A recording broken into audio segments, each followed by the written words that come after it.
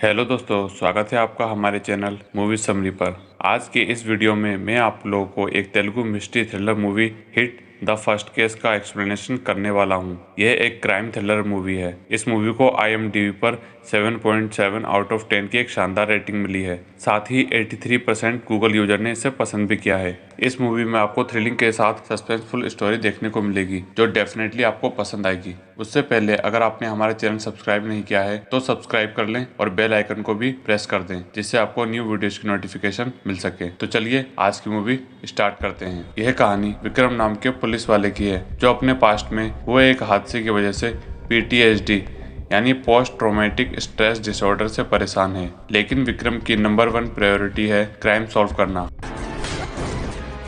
तो चलिए कहानी शुरू करते हैं। विक्रम एक साइकेट्रिस्ट के पास है और उसकी साइकेट्रिस्ट कहती है कि उसको पुलिस डिपार्टमेंट छोड़ना पड़ेगा क्योंकि वो पोस्ट ट्रॉमेटिक स्ट्रेस डिसऑर्डर से सफ़र कर रहा है और उसकी बॉडी उसकी पुलिस की जॉब का स्ट्रेस नहीं झेल पाएगी। विक्रम कहता है कि वो ये जॉब नहीं छोड़ सकता, वो उसे कोई दवाई दे दे और वो खुद मैनेज कर लेगा। डॉक्टर कहती है कि दवाई से कुछ नहीं होगा, जब तक तुम्हारी जॉब तुम्हारे पास्ट की याद दिलाती रहेगी तब तक तुम ठीक नहीं होगे। रोहित विक्रम का सबॉर्डिनेट है और उसका फ्रेंड भी है और ये दोनों केसेस की साथ में इन्वेस्टिगेशन करते हैं। और नेहा विक्रम की गर्लफ्रेंड है जो फॉरेंसिक डिपार्टमेंट में काम करती है। अगले सीन में हमें दिखाते हैं कि प्रीति नाम की एक लड़की अपने घर से दोस्तों के साथ पार्टी में जाने के लिए निकली है, लेकिन रास्ते में ही उसकी कार में कुछ प्रॉब्लम आ जाती है और वो अपना फ़ोन भी घर भूल जाती है। तो वो अपने पापा को मदद के लिए फ़ोन भी नहीं कर सकती। वो सोच ही रही थी कि क्या करें, तभी वहाँ से इब्राहिम नाम का पुलिस इंस्पेक्टर वहाँ से जा रहा होता है और प्रीति को देखकर रुक जाता है और पूछता है कि क्या प्रॉब्लम है। प्रीति बताती है कि उसकी कार में कुछ प्रॉब्लम हो गई है और उसके पास फ़ोन भी नहीं है। वो उसे कहता है कि उसके साथ चले, वो उसे घर छोड़ देगा, लेकिन प्रीति मना कर देती है। तो वो अपने फ़ोन से उसके पापा को कॉल करवा देता है और वहाँ से चला जाता है। इब्राहिम एक केस फाइल लेकर दूसरे पुलिस स्टेशन में डिलीवर करने जा रहा होता है। जब वो फाइल डिलीवर करने लगता है तो पता चलता है कि गलती से गलत फाइल आ गई है। अब वो सही फाइल लेने के लिए उसी रास्ते से वापस आ रहा होता है तो देखता है कि प्रीति किसी ब्लू कार के पास खड़ी है। वो सोचता है कि उसके फादर उसको लेने के लिए आ गए हैं। अब थोड़ी देर बाद वो सही फाइल लेकर दोबारा आ रहा होता है तो देखता है कि प्रीति के फादर प्रीति की गाड़ी में झांक रहे हैं। प्रीति के फादर इब्राहिम को बताते हैं कि प्रीति अभी तक घर नहीं पहुंची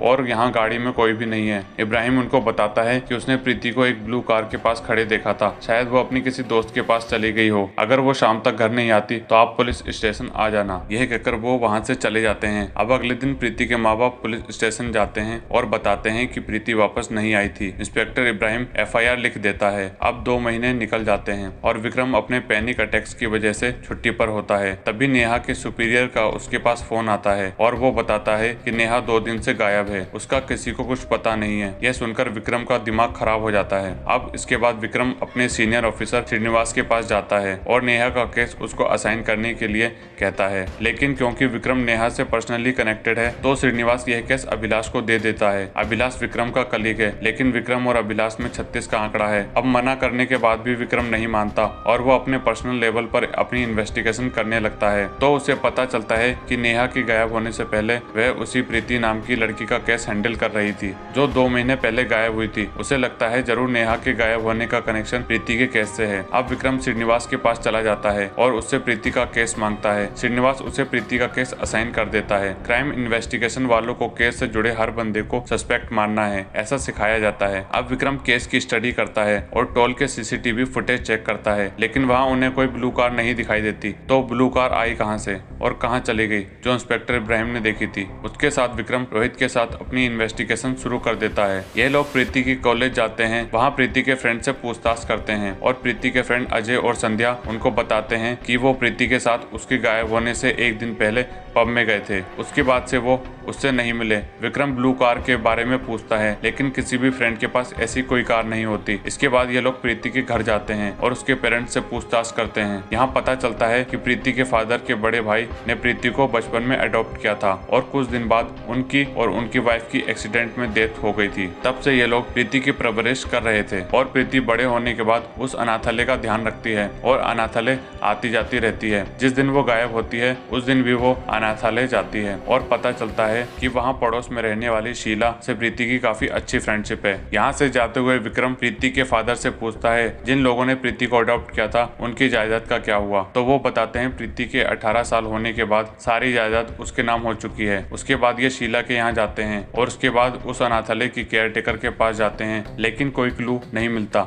अब ये सभी लोगों के डीएनए सैंपल्स लेकर यहाँ से चले जाते हैं। इसके बाद विक्रम और रोहित अपनी इन्वेस्टिगेशन करते हुए अलग अलग लीड फॉलो करते हैं, लेकिन कोई सॉलिड रिजल्ट नहीं मिलता। अब विक्रम प्रीति के पेरेंट्स से कहता है कि आप लोग अपने घर में पूजा रखवाइए और उसमें प्रीति के सभी जानने वालों को बुलाइए। रोहित विक्रम से पूछता है कि पूजा क्यों? तो विक्रम बताता है कि जो पूजा में नहीं आया वो हमारा किडनैपर हो सकता है, क्योंकि विक्रम की गट फीलिंग यही कहती है कि ये काम प्रीति के जानने वाले ने ही किया है। अब पूजा में प्रीति के सभी जानने वाले आते हैं। विक्रम सभी को स्टडी कर ही रहा है, तभी प्रीति के पड़ोसन वहाँ आती है और घबरा कर कहती है कि सब लोग उसके घर चलो। सब लोग उसके घर जाते हैं तो वहाँ उसके गेट पर एक नोट लिखा है। इसमें लिखा है कि dead body is front of Raju guest house Vikram. Note देखकर सबके होश उड़ जाते हैं। विक्रम को लगता है कि कहीं यह डेड बॉडी नेहा की तो नहीं है और उसके बाद उसे पैनिक अटैक आ जाता है। उसके बाद उसकी आंख सीधे हॉस्पिटल में खुलती है और वहाँ अभिलाष जो नेहा का केस इन्वेस्टिगेशन कर रहा है वहाँ आ जाता है और दोनों में तीखी बहस होती है और दोनों हाथापाई करने लग जाते हैं। अब यहाँ इनका सीनियर श्रीनिवास आ जाता है और विक्रम को राजू गेस्ट हाउस जाने का ऑर्डर देता है और अभिलाष को नेहा के केस से हटा देता है। अब विक्रम पुलिस फोर्स के साथ राजू गेस्ट हाउस पहुँचता है और वहाँ खुदाई शुरू करवाता है। इसके बाद विक्रम शीला के घर जाता है और उससे पूछता है कि उसे नोट के बारे में कुछ और पता हो तो वो बताए। शीला कहती है कि उसे नोट के बारे में और कुछ भी नहीं पता। अब विक्रम शीला के घर में एक स्केच देखता है जिसे बनाने का तरीका वही है जो उसे नोट में लिखे हुए मैसेज का था।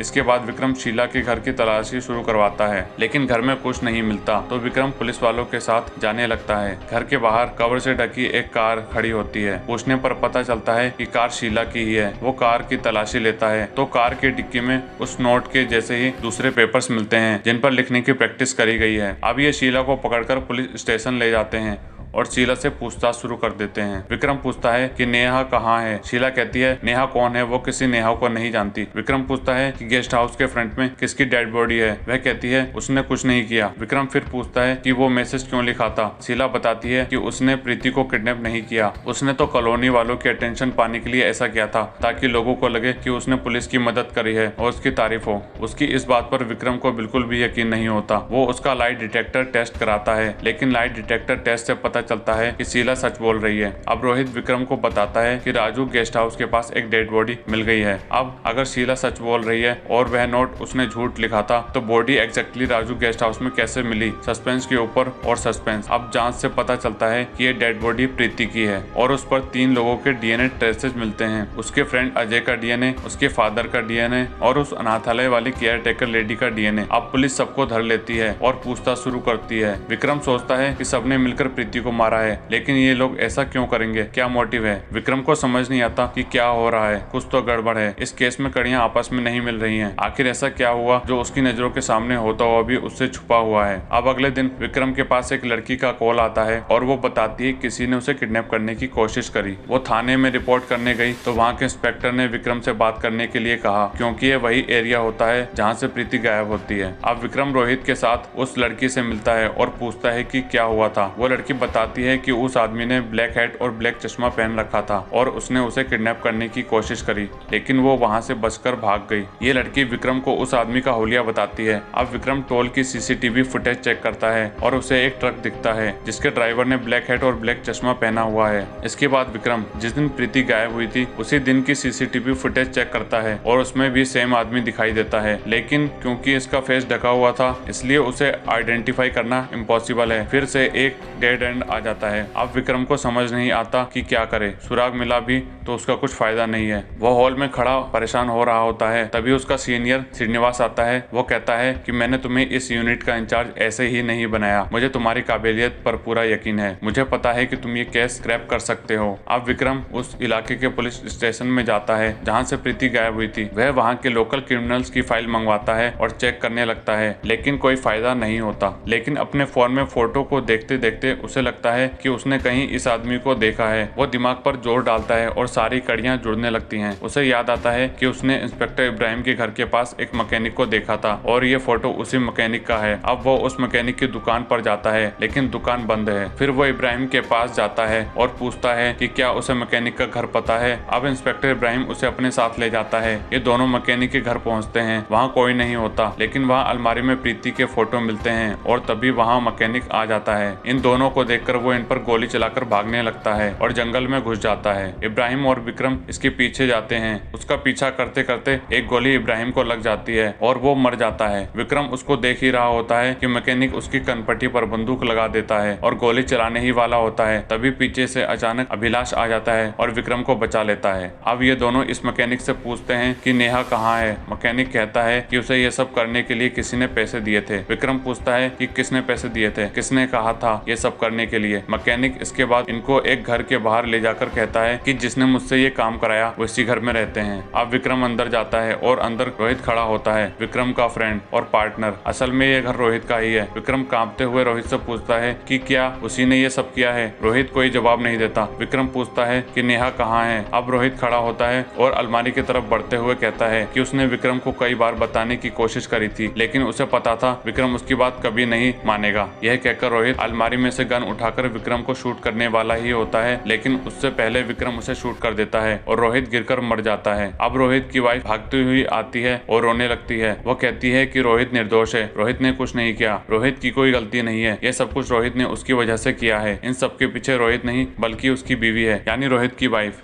उधर अभिलाष ऊपर कमरे में जाता है और देखता है कि नेहा कमरे में बंधी हुई है और वो उसे छुड़ाकर नीचे ले आता है। नेहा विक्रम के गले लगकर रोने लगती है। अब अगले दिन रोहित की वाइफ शुरू से कहानी बताना शुरू करती है। रोहित की वाइफ भी एक अनाथ होती है और अपनी बहन के साथ उसी अनाथालय में रहती थी जिसमें प्रीति थी और ये तीनों बेस्ट फ्रेंड थी। एक दिन एक हस्बैंड और वाइफ अनाथालय में एक बच्चा अडॉप्ट करने आते हैं। अब ये लोग इन तीनों दोस्तों में से किसी एक को अडॉप्ट करना चाहते हैं। रोहित की वाइफ की छोटी बहन के हार्ट में कोई प्रॉब्लम होती है तो वो प्रीति से कहती है कि अगर ये लोग उसको अडॉप्ट कर रहे तो वो मना कर दे और उसकी बहन को अडॉप्ट करने के लिए बोल दें ताकि उसका इलाज हो सके। उसके बाद ये अडॉप्ट करने वाले लोग प्रीति को अडॉप्ट करने के लिए कहते हैं लेकिन प्रीति उनको मना नहीं करती और उनके साथ चली जाती है। इसके कुछ दिन बाद ही रोहित की वाइफ की सिस्टर की डेथ हो जाती है। इसके बाद से ही रोहित की वाइफ के मन में प्रीति के लिए नफरत भर जाती है। बड़े होने के बाद इसकी शादी रोहित से हो जाती है और एक दिन ये पब में जाते हैं तो रोहित की वाइफ देखती है कि प्रीति अपने दोस्तों के साथ एंजॉय कर रही है। रोहित की वाइफ ये सब देखकर परेशान हो जाती है और वो सोचती है कि अगर प्रीति की जगह उसकी छोटी बहन होती तो वो आज जिंदा होती। ये सब सोचकर वह बदला लेने के लिए प्रीति को उस मैकेनिक से किडनैप कराती है और अपने घर में उसका मर्डर कर देती है। इसके बाद क्योंकि रोहित उससे बहुत प्यार करता है तो वो उसको बचाने के लिए मदद करता है और सारे सबूत मिटा देता है। लेकिन नेहा जो कि प्रीति के केस पर काम कर रही है उसे उस मैकेनिक के फिंगरप्रिंट्स मिलते हैं। वो इसके बारे में रोहित को बताती है और अपने पकड़े जाने के डर से वो नेहा को किडनैप कर लेते हैं। लेकिन वो नेहा को मारते नहीं है क्योंकि वो लोग कंट्री छोड़कर जाने ही वाले होते हैं कि तभी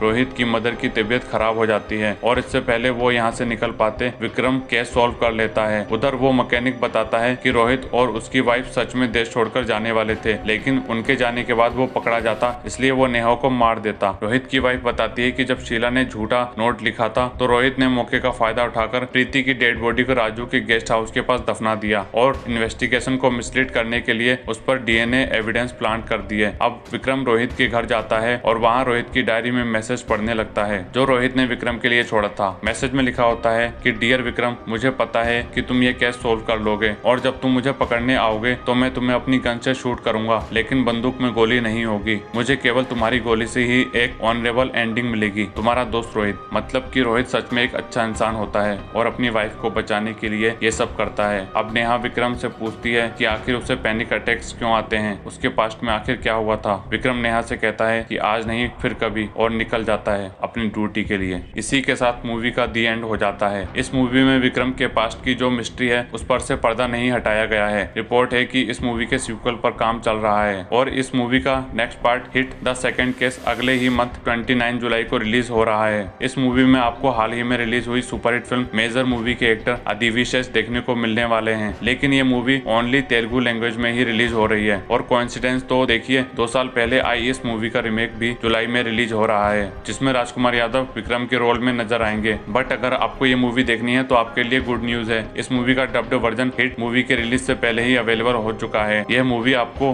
गोल्ड माइन के चैनल पर देखने को मिल जाएगी। अगर वीडियो अच्छी लगी हो तो लाइक करें, कमेंट करें, चैनल को सब्सक्राइब करें, वीडियो को शेयर जरूर करें। इसी के साथ मूवी समरी आपसे विदा लेता है। मिलते हैं अगले वीडियो में, तब तक के लिए बाय बाय, टेक केयर।